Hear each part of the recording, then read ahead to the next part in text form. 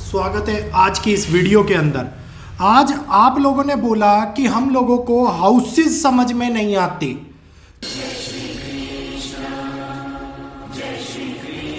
कि जो आप वीडियो के अंदर बनाते हैं उसमें कौन से घर में कौन सा ग्रह बैठा हुआ है ये हम लोगों की समझ में नहीं आता।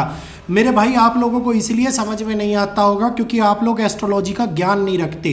बताना इसलिए पड़ता है क्योंकि प्रत्यक्ष प्रमाणों की आवश्यकता होती है कि किस ग्रह के कारण कौन सी चीजें उत्पन्न हो रही हैं और कुंडली के अंदर कौन से घर में कौन सा ग्रह बैठा हुआ है। इसके अंदर हम लोगों को ये जताना पड़ता है, ये बताना पड़ता है कि उनकी उपस्थिति के कारण दुनिया के अंदर कौन से बड़े बिग चेंजेस आ रहे हैं।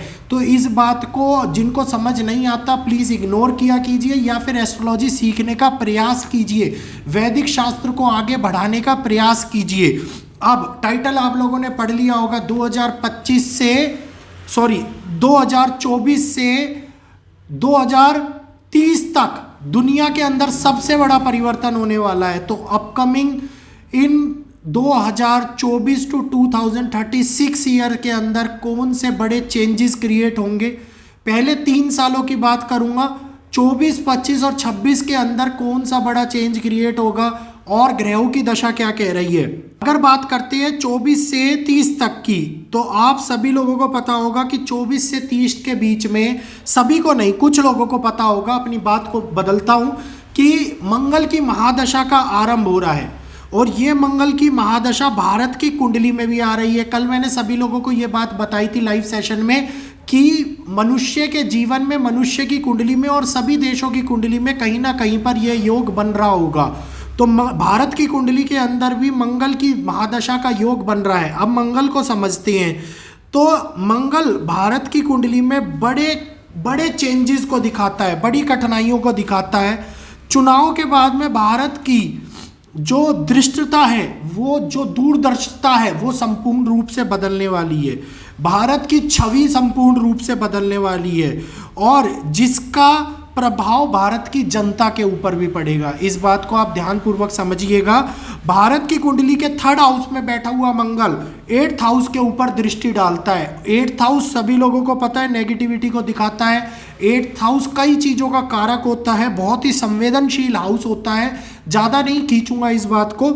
और यहीं से ही दूसरी दुनिया में भारत की जो आमतौर पे छवि होती है वो निर्धारित भी होती है। दूसरे पड़ोसी राज्यों के साथ में भारत के संबंध को भी निर्धारित करने का काम करता है। घमंड की स्थिति भी यहीं से उत्पन्न होती है और भारत की सीमाओं के किनारों के ऊपर, मतलब सीमाओं के ऊपर विरोध भी यहीं से ही उत्पन्न होता है और यहीं से ही अंदरूनी और बाहरी तौर के ऊपर भारत के अंदर विवाद उत्पन्न होता है। तो ये बहुत बड़ी बात मैं आप लोगों को बता रहा हूँ। इलेबरेट नेक्स्ट वीडियो के अंदर करूँगा।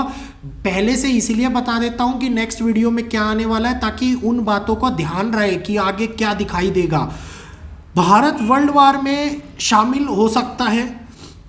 हिंदुत्व की ओर सनातन का बढ़ता हुआ भारत प्रगति के ऐसी प्रगति कर रहा है जिसको देखकर सभी देशों के अंदर जेलेसी, मैंने कहा ना, अंदरूनी घमंड, तो जेलेसी की भावना जागृत हो रही है और भारत की कुंडली में विशेष परिस्थितियां बन रही हैं जो भारत के लिए अच्छी भी हैं और अच्छी नहीं भी हैं। मतलब पॉजिटिव और नेगेटिव दोनों ही इम्पैक्ट हो रहे हैं।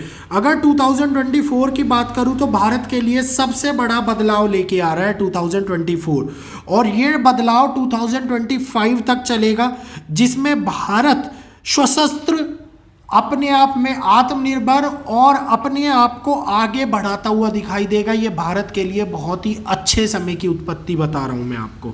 भारत की कुंडली में 2024, 25 और 26 में शनि बैठ के जो बड़ा योगदान दिखा रहे हैं, 3 ग्रह बहुत इंपॉर्टेंट रोल थे, बहुत मेजर रोल थे, उनमें से शनि भी है।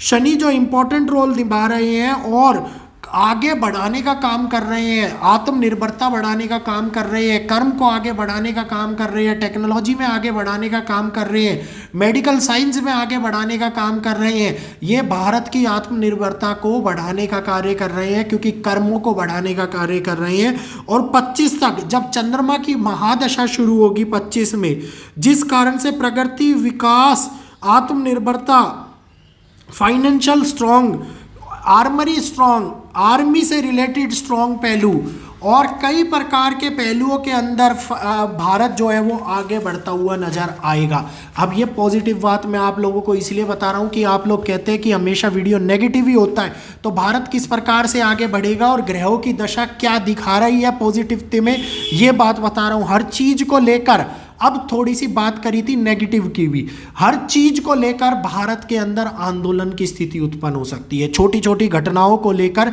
छोटी छोटी बातों को लेकर, ना समझ में आ रही किन्हीं परिस्थितियों को लेकर भारत की जनता भारत के अंदर आंदोलन का निर्माण कर सकती है, आंदोलन बढ़ा सकती है, आंदोलन को शुरू कर सकती है। लेकिन south west, north west direction के अंदर, साउथ के अंदर, वेस्ट डायरेक्शन के अंदर सबसे बड़ा विवाद उत्पन्न होगा। ईस्ट की बात करूं तो मणिपुर हो गया, आपका मणिपुर हो गया, साथ में बांग्लादेश की सीमाएं हो गई, यहाँ पर विवाद उत्पन्न हो सकता है। अरुणाचल प्रदेश के आसपास विवाद उत्पन्न हो सकता है और ये सारा का सारा LAC के ऊपर विवाद उत्पन्न हो सकता है। तो ये सारा का सारा जो घटना है ये इन्हीं स्थानों से भारत के अंदर कठिनाइयों का रूप लेके आ रही है। 24 में जो हमारे PM है उनके लिए बहुत अच्छा चांस बना हुआ है, जल्दी से ना मिलने वाला पद, लेकिन फिर भी एक अच्छे, ये कहिए कि दृढ़ता के साथ में बनती हुई सरकार भारत के अंदर दिखाई दे रही है। क्योंकि इसमें किसी भी, मैं पार्टी का समर्थन नहीं कर रहा, फिर से इस बात को क्लियर कर देता हूं। जैसा पाकिस्तान के अंदर हुआ कि चुनाव के अंदर बड़ा हेरफेर, बड़ा फेरबदल दिखाई दिया, 15 दिन तक सरकार का ना बनना, चुनाव खत्म होने के बाद भी भारत के अंदर यहीं पे इमीडिएटली सत्ता के अंदर बड़ा परिवर्तन दिखाई दे रहा है।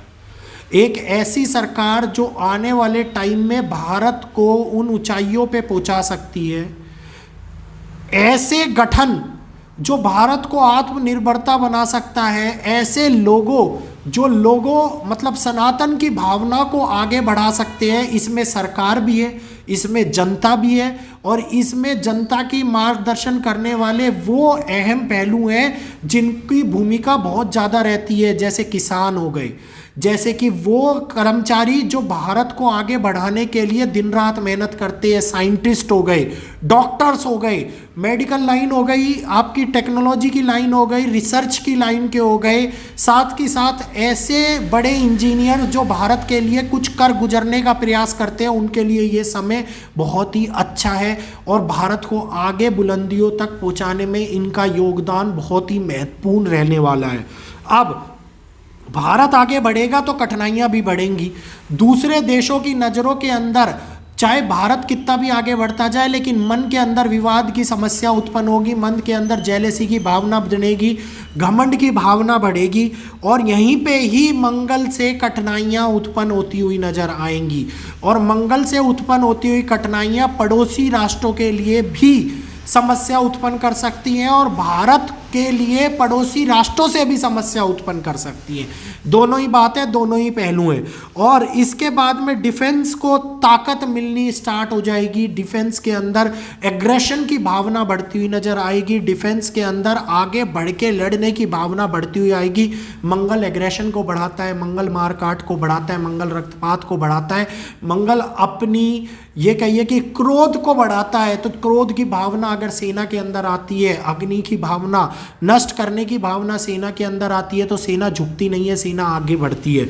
तो दोनों ही बातें होने वाली है। सीमाओं के ऊपर विवाद भी उत्पन्न होगा, लेकिन उस विवाद से निपटने का कारण भी बनेगा और यही सारी दशा, यही सारा चयन भारत की कुंडली के अनुसार आने वाले 3 सालों के अंदर दिखा रहा है। तो आज का ये वीडियो समझ में आया हो तो वीडियो को लाइक कर चैनल को सब्सक्राइब कीजिए, बेल आइकन को ऑल पे कीजिए ताकि आने वाली वीडियोस की अपडेट आपको नोटिफिकेशन के माध्यम से मिलती रहे।